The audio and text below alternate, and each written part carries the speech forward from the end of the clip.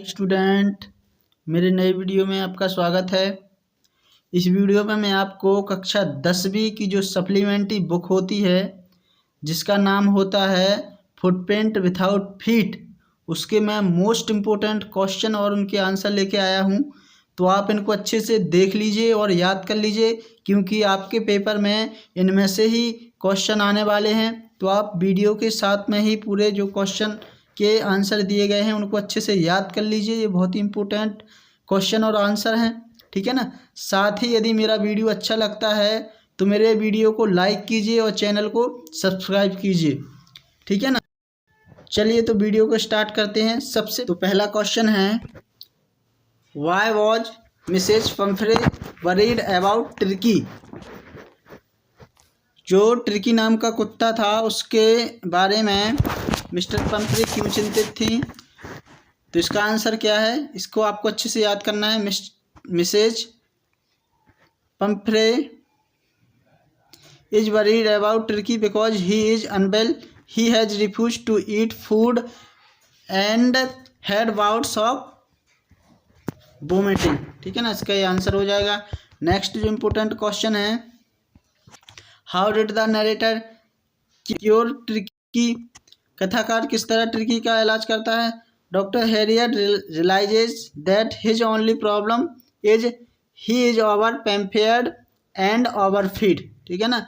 He keeps the dog under his observation, he doesn't give him any medicine, he keeps him on strict diet and regular exercise, ठीक है ना। ये भी देखो 2023 में आया हुआ है, तो इसको आपको अच्छे से याद करना है। इसके बाद नेक्स्ट इंपॉर्टेंट क्वेश्चन है, why does Mrs Pumphrey think the dog recovery is a triumph of surgery.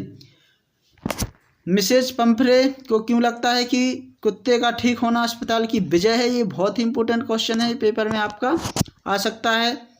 Turkey was sick, lost his appetite and always panting on the carpet after consulting the doctor and hospitalizing him for a fortnight. Turkey transformed completely.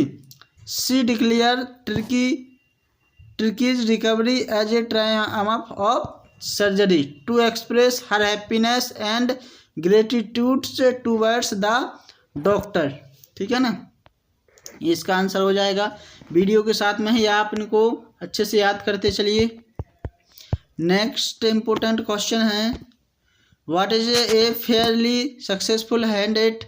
वह किस बात में मजा हुआ खिलाड़ी है। The thief is a Fairlie successful hand eight stealing and robbing people, ठीक है ना। इतना इसका आंसर हो जाएगा। What does he get from Anil in return from his work. अपने काम के बदले उसे अनिल से क्या मिलता था। In return of his work the thief gets food and a place to live in, ठीक है ना। इसका आंसर हो जाएगा।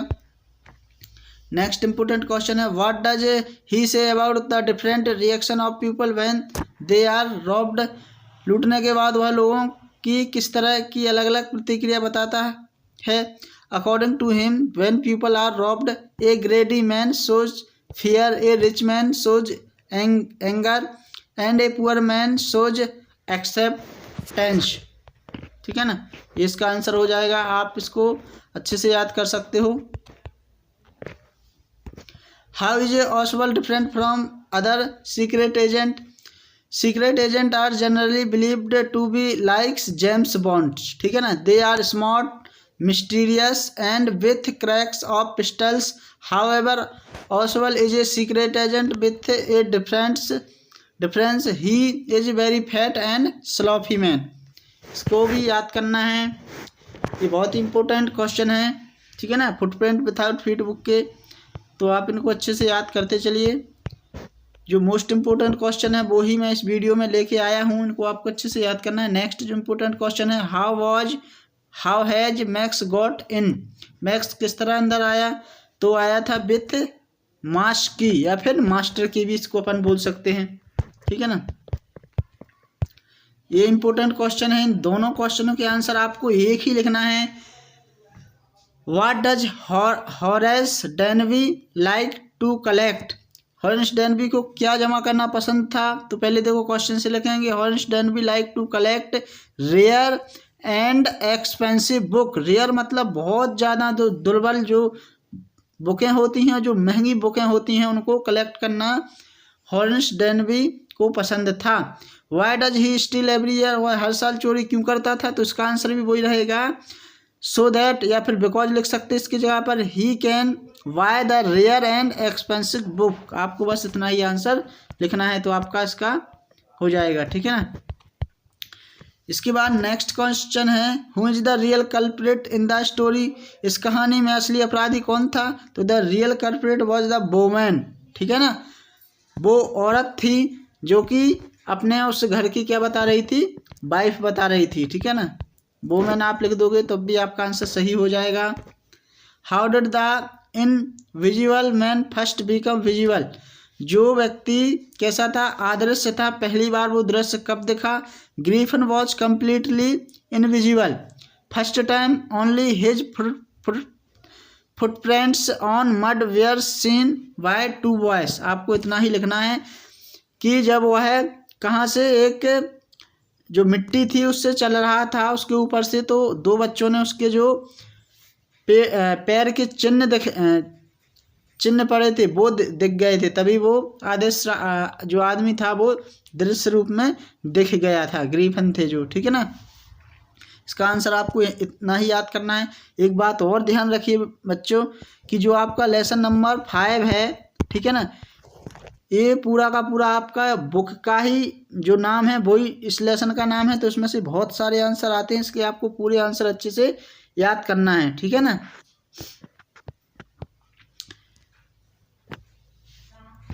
Y does Mrs Hall find the scientist eccentric, ठीक है ना। तो मिसेज हॉल को वैज्ञानिक सनकी क्यों लगता है? तो इसका आपको 2-3 पॉइंट लिखने हैं। His coming to in winter, his strange experience, his unwillingness to talk to anybody, his coming for isolation to Iping, ठीक है ना। ये 3 पॉइंट आपको 3 या 4 आप पॉइंट इनके अच्छे से याद कर लीजिए, क्योंकि ये क्वेश्चन देखो 2022 में आया है, 24 में भी आया है, अभी भी आ सकता है। What other extraordinary things happen at the inn, hotel में और क्या असाधारण घटना घटी? देखिए, Mrs Hall found Griffin doors open, the room was empty, ठीक है ना। इसके बाद she heard snap close to her ear, the hat on the bed post left up and dashes Mr Hall's face, the chair starting moving, ठीक है ना। तो इनके आपको अच्छे से ये पॉइंट याद करना है, क्योंकि ये पेपर में आता ही आता है। How did Griffin become invisible. Griffin किस तरह अदृश्य हो गया? Griffin had developed a formula of invisibility, ठीक है ना। उसने अदृश्य होने का एक फॉर्मूला का आविष्कार किया था। He was successful in A making a drug which made his body invisible and transparent like a glass, but on condition that there could be no cloth on body, so by taking this drugs he used to be invisible। उसने एक ऐसा formula बना लिया था कि उसको वो उस ड्रग्स को, उस दवाई को ले लेता था तो वो क्या हो जाता, बिल्कुल आदर्श हो जाता था। बस कंडीशन एक रहती थी कि उसके शरीर पर कोई भी कपड़ा नहीं होना चाहिए, ठीक है ना। How did a book become a turning points in Richard Ebright's life. किस तरह से एक पुस्तक रिचर्ड आइब्राइट के जीवन में परिवर्तन का कारण बनी? तो द बुक का नाम था the travels of monarch X open the world of science for Ebright. After reading it he was interested in the life of butterflies. This interest led him to further experiment and finally he becomes a scientist, ठीक है ना। इसके बाद जो next important question है, what lesson does Ebright learn when he does not win anything at a science fair. जब Ebright विज्ञान मेले में कुछ नहीं जीता उससे उसे क्या शिक्षा मिली? Eyebright learned that science is not just about display, it is about project and experiment. To win at a science fair, he will have to do real experiment. ठीक है ना? What are the qualities that go into the making of scientist? ये इस बार question आ सकता है, ठीक है ना? अभी तक नहीं आया था, मतलब एक साइंटिस्ट बनने के लिए कौन कौन सी विशेषताएं होना चाहिए? The qualities that make a scientist are first rate mind, presence of curiosity and the will to win for the right reason. ठीक है ना? इसका आंसर आपको अच्छे से याद करना है.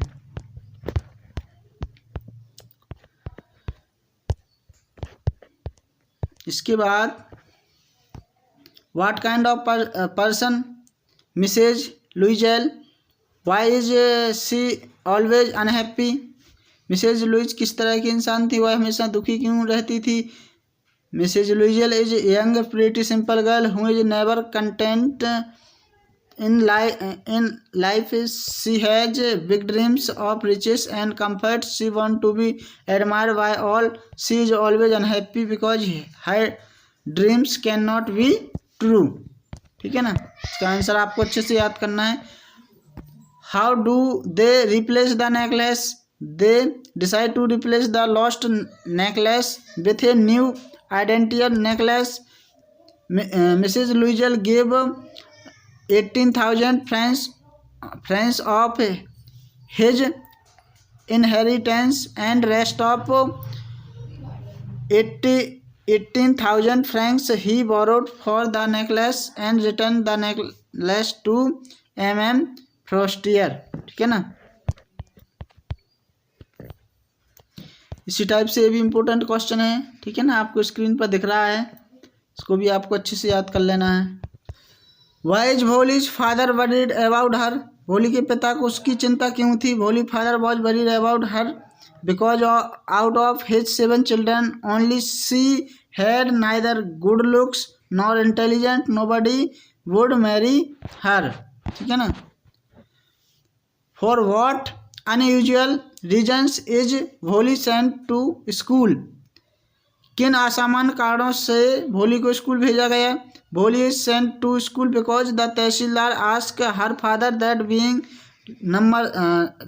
नंबरदार he should set an example before the village and his daughter to school. Ramlal is father had to obey him and send Bholi to school. ठीक है ना? Who tried to invade the earth in the 21st century? to the Martians. ठीक है ना? इसमें answer आएगा और बाकी का वैसे रहेगा. तो ये बहुत ही इंपॉर्टेंट क्वेश्चन है आपके फर्स्ट जो आपकी सप्लीमेंट्री बुक है फुटप्रिंट विथआउट फीट. इनके आंसर आपको अच्छे से याद करना है क्योंकि यही पेपर में आने वाले हैं. तो आप इनको अच्छे से याद कीजिए. ठीक है ना? और साथ ही मेरे वीडियो को भी लाइक करते जाइए और जो नए स्टूडेंट हैं वो कृपया करके मेरे चैनल को सब्सक्राइब कर लें. ठीक है? फिर मिलते हैं अपन नेक्स्ट वीडियो में. Thank you.